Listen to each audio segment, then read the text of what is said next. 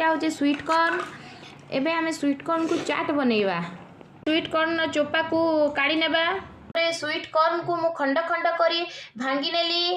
गोटे कुकर रे पानी नहीं गली तापर स्वीट कॉर्न गुड़ा को पकेइली।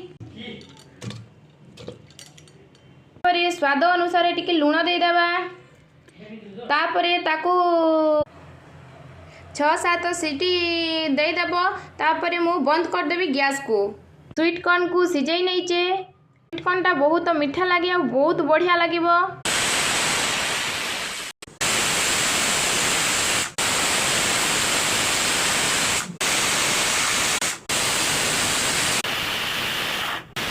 सीटी देला संग माने एबे हम बंद करिना मकटा सिझिना केमति ठंडा होला पर देखिबा। सी खोलिला पर देखिबा। सीटी खोलिला पर देखिबा संग माने स्वीट कॉर्न ता सिझि जाइछे। एबे हम ताको गोटे थाली रे काढि देबा सबको। हम काढि नउची संग माने बढ़िया भाबरे सिझि जाइछे। एबे मंजी को खोलिबा। हमें संग माने केमति भाबरे मंजी को हिटौची।